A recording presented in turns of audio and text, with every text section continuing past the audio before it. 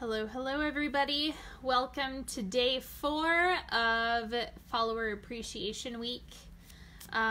Today, this spread was actually requested by a viewer, so I thought it was a good idea, so I'm gonna go ahead and read a chakra system spread. And so I'm kind of setting the intention because everyone's aura and chakra system is different. Right now, no two people are exactly the same. No two people are the exact same color. Like, it's just not, everyone's going to be different. So the way that I'm going to read this is going to be advice based. So it's just advice for you in dealing with your chakra system and kind of what you can do for each. So that's how I am reading this today. I thought that would be the most applicable for everybody. Okay.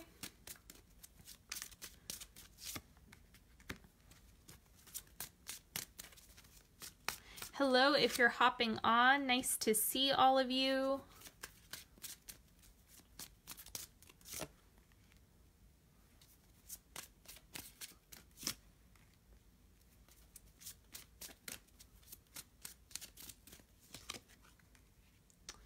Whoops. Okay, I already pulled that card, which I'll start with the root, but I'm gonna pull a couple oracle cards while people are hopping on, just for the day, checking in with the energies. See what's coming up first. Endings. What is coming up for you when you see this card? Endings. The world and life are just a constant cycle of endings and beginnings. Like, that's, each day is an ending and beginning. So think about this as just a necessary part of the fluidity of life. And so this is not something that should inspire fear. It's something that should show to you that while there can be pain that goes along with endings, there's also a whole bunch of space that it creates. Like, it's something that is just contributing to the flow of your existence and the flow of your life. So this is not something to like frown at. It's just something to understand as a part of the process. And then I'm going to pull an animal card for today. And then we'll get into this. So the animal card is Crow. Really working with your intuition is going to be beneficial. So keeping in mind, you know, what do you want to build for yourself? What do you want to create? What are you doing with the energies that you have going right now? What are you doing with the relationships and opportunities that you have at your disposal? Like, really use your intuition to kind of give you some support and clarity and guidance at this time.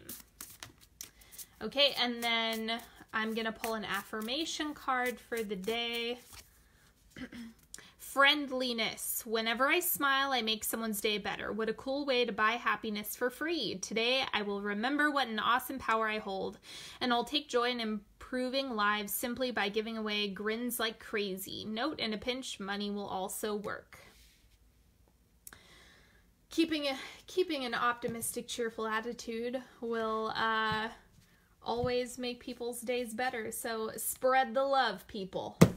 Okay.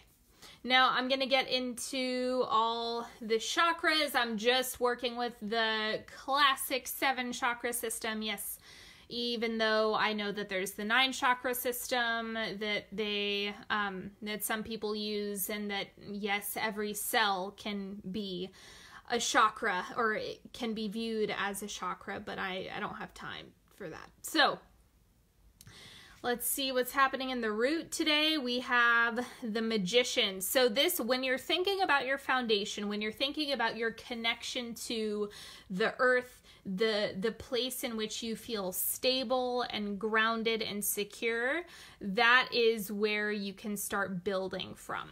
What I mean is that you want to actively manifest things to create stability. So if you think about how you can think or how you can perceive certain elements of your situation as having stability, what can you find when you look for that? And then the second piece is what would help give you even more support. Like, what do you need to manifest to gain some traction here? Those are the two things that you want to keep in mind, because the Magician is all about creating. You create stability. Stability is not something that just happens to you. So just remember that that's kind of what you have the ability to do, and that's going to be the best course of action for this, for working with your root, and the best way to give it support. Now, this is sacral chakra, so low belly. We have the 4 of Vials. So checking in with your body and feeling into what's an aligned yes and what's an aligned no. Like, where is the empowerment coming from when you're saying yes to opportunities and no to others? It all comes from where you're holding your boundaries and the space that you have from the point of like creation. So that's where what's going on in the sacral chakra is you have you kind of have to check in with yourself first and see, you know, is this something that is gelling with me? Does this feel good to say yes to?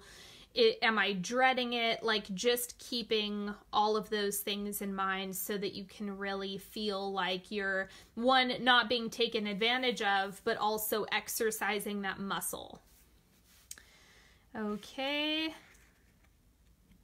And then moving up to the diaphragm, we have Temperance. So looking at the things that you can control and what you can't control.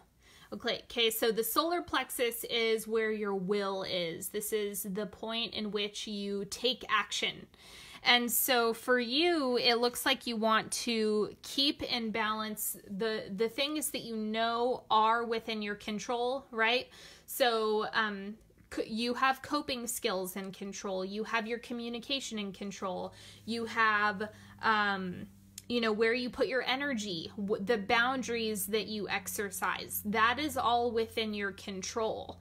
What's not in your control is people's responses, people's reactions, other people's actions in general, other people's perceptions. You can't control any of that. And so the best way to have an impact is by remembering where the boundaries of what you're capable of influencing exist.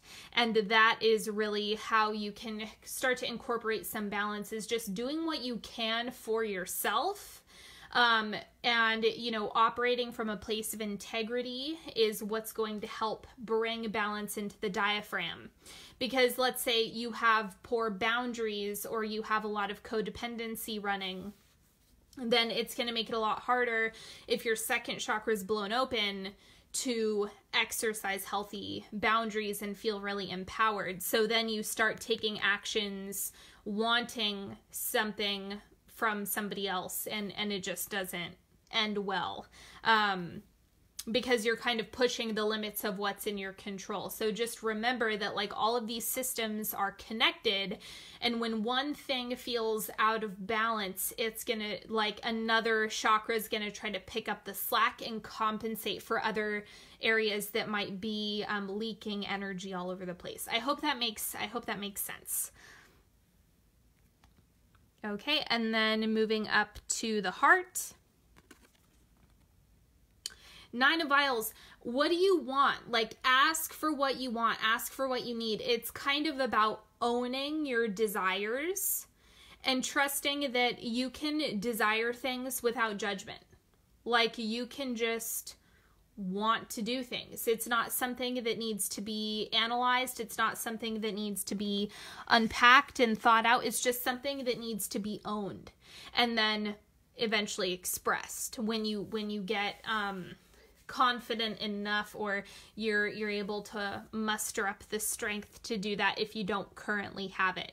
So remember that the things that live inside of your heart are there for a reason.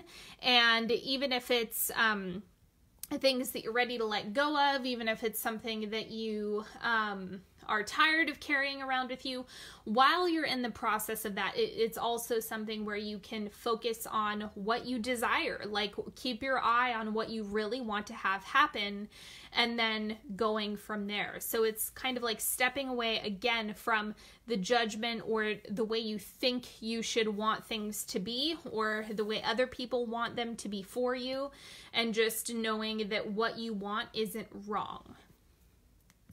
All right, moving up to the throat. The diviner. Okay, so this is the big thing that's coming up when I'm reading this for you, is that communication is something that you really need to look at as a space for you to communicate, again, for yourself. It's not something that you want to look at communication as doing for somebody else's sake. It needs to come from a place of integrity and alignment with your higher self, not a place of like manipulation or wanting to get a certain response. It's kind of like those aren't going to have nearly as much payoff as you really trusting your heart, your head, as much as you can integrate those two things and understand that it's not something that always needs to be strategized. Sometimes just speaking up for yourself is the best thing that you can do. And it can be the most healing.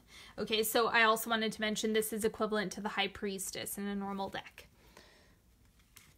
All right, third eye.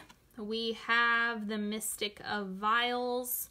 So it's kind of like, what are you dreaming about? What are you starting to map out in your mind? Like, what is it that's coming up for you? This is kind of where you place your order, as I like to put it. It's when you start to really exercise this and getting crystal clear on what you want. That's kind of how you can bring it into reality.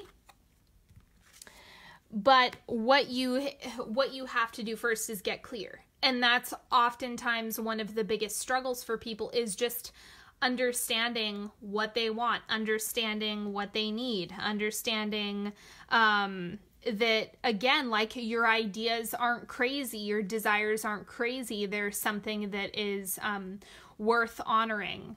And so it's just about, expressing that as much as you can, and then really owning the vision as well without judgment. Just even if it's a crazy idea, think about what a big world we live in. Children make millions of dollars just making slime and posting videos on YouTube. Real thing. It's a real thing. So the sky is the limit. You really can manifest a whole lot of good stuff in this lifetime. Just have a vision first. Have a clear vision for yourself, and that's going to make it a lot easier for the right things to be delivered to you. Okay, so start to play with this. I think that the best way you can support it is just like a daydream. Like, spend some time just thinking about the wildest fantasy, the craziest thing that you could think of, even if it comes with a whole lot of judgment and expectations from the outside. It's like, dream it up anyway. That's just something that you want to do for your own sake. Like, we get one life in this body and incarnation. So you're going to spend it playing safe and living by other people's expectations, or you're going to try to push the limits and see what you can really accomplish in this lifetime. I feel so passionately about this. Like, you can make things happen for yourself, okay? All right, and last but not least, we have the Crown, 10 of Pentacles. So this is about reminding yourself that what you're doing is creating a legacy, right? Each one of us, no matter how small, no matter how young, no matter what, we're all leaving a legacy of some sort. And so when you're considering other people's information, I guess I should kind of explain the Crown first. So the Crown is where you check in with information and see, is this in alignment with me or is this not? That's where you discern truth from a lie. So for you, it looks like you want to keep the big picture in mind when other people are making suggestions. I see people all the time who want to give a loving opinion. But just because someone's giving a loving opinion doesn't mean it's necessarily right for you. It doesn't mean it's in alignment with what you want long term. It doesn't mean that it's something that you need to do necessarily. So it's okay to, when you're confronting or in the midst of receiving information from other people, you kind of want to go back to, what's my long-term vision? Does this person model something that I want for myself? Make sure you're checking in with that part of you so you can see, like, if, if you want parenting advice, then it might be wise to look at somebody who has a really healthy relationship with their kids, not an estranged relationship with their kids. That's kind of what you want to look at here. Or like somebody who, if you want advice as a business owner, you should go to somebody who's actually had an attempt or succeeded or tried a whole bunch of times and failed. Like you want somebody with the experience, whether it be trial or error or success. So just think about, does that person have what you want long term? And if not, then, I just be a little bit more flexible about how you receive it. It doesn't mean that it has to be your truth or that it is your truth or that it resonates at all. So just checking in constantly with your long-term plan, constantly with this vision that you have for yourself. Check in, check in, check in, check in, check in. That's all you want to do, is keep your eye on your prize, even if it evolves over time. And remember that the insight that you're getting is something that you ultimately have to decide for yourself. And so that's kind of where this comes in handy, is just remembering, is this short-term decision in alignment with who I am and what I want long-term? Okay, even though long-term isn't here yet. We're just keeping it in mind. Okay, now I'll do a 3-card pick.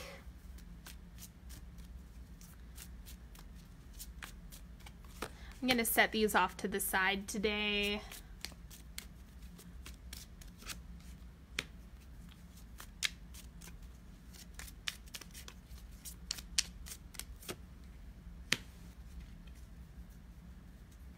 Okay. So we'll do 1, 2, 3. So top to bottom, check in. If there's a card that's really calling your name that you can't take your eyes off of, ask a question if you want. Card number 1, we have the Hanged Man. Look at your habits. Look at the things that are happening consistently. Look at the patterns that are showing up in your life. A lot of people say X always happens to me, or this is always how it goes. But remember that the common denominator is you. So that actually should give you a lot of empowerment and feelings like, okay, maybe there is, I am having a hand, I do have a role in the way things are playing out. And that is actually the point in which you're getting leverage to make a shift, is when you recognize that a lot of the patterns that are showing up in your life can a lot of the time be adjusted as you adjust yourself. Okay, so this is where you want to go for information. It's where you want to go for clarity, is what is persistent in your life? What is continuous? What has a cycle or a pattern? Focus on that and you'll find some answers. Card number 2, we have the 5 of Arrows. So this is just about figuring out what do you want to hold on to? What do you want to let go of? Just considering different possibilities. I don't think that this has anything to do with like something that's really serious. It's more about what do you reasonably have time for and what is something that's just a distraction. Make sure that you're kind of coming from a place of curiosity and really understanding what's happening with your time and energy. Is there something you need to step away from? Is there something you need to incorporate? Is there something that is taking up too much energy, something that you need to give more energy to? Like, just try to evaluate what's going on and where things are fitting for you. Card number 3, we have the Queen of Wands. So personal power and integrity are going to be big. I would recommend that you kind of look at your strengths and see what you're doing with those. Like, is there something that you can kind of flex a little bit more? And by doing that, it's going to help kind of give life to whatever it is that you're working on, whether it be school, an event at work, it can be a career or an internship or a creative endeavor. So whatever you're in the process of creating, it's like just focus on what you're really gifted at and tunnel vision on your strengths, tunnel vision on your gifts. Okay, so that is all that I have for you today. Thank you so much for joining me for day 4. It is always a blast hanging out with you guys, and thank you for everyone who subscribes and follows and shares and works with me one-on-one. It is such an honor being able to do this work with all of you, so I appreciate each and every one of you, and I will see you all tomorrow. Have a good one. Bye-bye.